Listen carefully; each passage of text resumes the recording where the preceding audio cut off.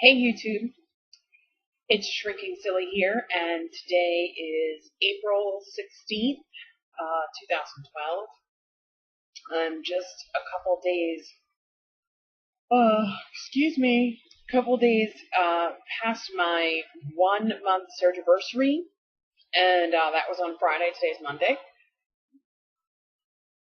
Excuse me. I've been meaning to update you all weekend, but I just, I don't know, didn't, I guess. I mean, there's really no excuse. So, because Friday was technically the date anniversary, I did weigh in, and I had weighed in the Tuesday before that as well. So I weighed in on Tuesday, and then I weighed in on Friday. I did do an update on my Tuesday weigh-in already, because that was an appointment with my doctor. And I was down another 5 pounds on Friday. So I am down 38 pounds from the first time I ever saw the surgeon, and I'm down 77 pounds from my highest weight ever. And I feel really good. I actually go back to work on May 1st, and I am back to the gym. So as of Tuesday, yes, I guess my appointment was actually Monday, and so Tuesday I was back to the gym, and I was pleasantly surprised that I could jump on machines that I had jumped on last summer, and actually did longer workouts than I had done back then. And yesterday I did a circuit training workout, which is a full body workout. For those of you who are familiar with Planet Fitness at all, that's where I did the circuit training. And this one I did self-paced. I've done them with the trainers before, and just did their moves and that sort of thing because it was a Sunday and there's no class on Sunday. And I'm back to the same burn that the trainers give me. So my legs hurt today, and I had to kind of take it easy and just walk as opposed to going in there. But I'll be back to the gym tomorrow. Just trying to let the burn stop for a day or so. I didn't think I would actually burn that hard simply because I get in a ton of protein, and but apparently that's actually not the case. So anyhow,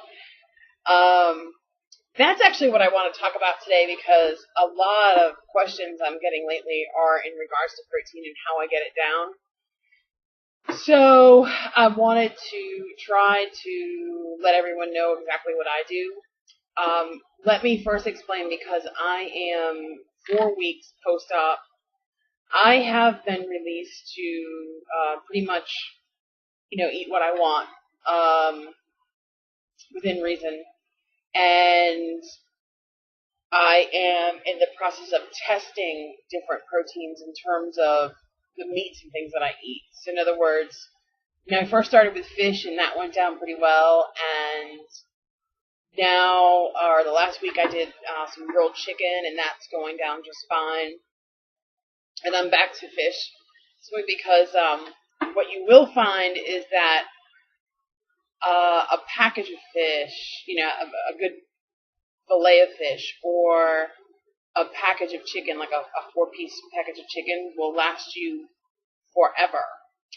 Because the most that you can eat at one sitting is 2-3 ounces. So I probably will be doing fish and chicken for a little while. But because I know that I'm still in a healing process, and I am good if I stick to a regimen, I still do a lot of the soft foods and whatnot most of the day. So I kind of wanted to let those of you who are maybe in the beginning stages or preparing for surgery, let you know what I did in order to get up to 100 grams a day. That was my goal coming out of the hospital, because I knew that they were going to try to get me to 100 and 125 pretty quickly, and I wanted to be there before they asked me to be there, to be honest with you. It supports your system in so many different ways. The protein does. You are losing weight rapidly, and This prevents you from losing muscle. It also prevents you from losing your hair. Your nails will grow nice. All kinds of great things will happen with protein. And the best thing in the very beginning stages is your energy level will be better. I can't really describe what it was like. It was better than a cup of coffee. I would be tired doing my little walk. In the beginning, I didn't do a whole lot of walking in terms of length. Today, I do 3 miles a day. I don't do 3 miles all at once. I do a mile, and then another mile, and then another mile. But I would get through, half a mile and just be yawning and exhausted and, I just want to go home and take a nap. And I would get home and I would drink my protein and I would feel good about 10 minutes later. I carried the protein on my walks as well, so, that's definitely something that you want to consider. So I'm not going to get into the gifts and gadgets and all that kind of stuff. What I will say is that I'm not one to pay a whole lot of cash for my protein. There are some choice proteins that I have chosen to use along the way that are a little pricier. And then there are some not so choice proteins. What I will tell you is at the very beginning, before I had my surgery, what I figured out is those that are a little pricier tend to keep you more satisfied. But that's how I felt before surgery. So when I was trying to do a liquid diet and I was taking things that maybe weren't as pricey, and I mean they're all pretty much the same, but they have some different things that keep you more satiated. So what I was finding is those who I was paying a little more money for was keeping me more full. So right now, in the beginning stages, when I'm just not even hungry and it's all I could do just to get everything down, it really doesn't matter to me in terms of how satiated the protein keeps me, to be honest with you. I may not be saying that in 6 months, so keep posted. What I will say is if you're looking for something that's ready-made, really good, and gives you a good bang for your buck, I would go to GNC and get the GNC Lean. I really, really like it. What I'm using right now is Simply Body Fortress, which is made at Walmart. I actually buy 3 at a time, and I buy them online because you get a little price discount that way, and they don't charge you for shipping, so it's really good. And I usually pick up strawberry, chocolate, and vanilla. And what I will say is I use the vanilla the most. In fact, the next time I order, I may be buying 2 of those. It comes about 27 servings, 26 grams per serving, 140 calories. I also had in the very beginning stages, before I could really do protein shakes, I had the tasteless Unguri, Unguri.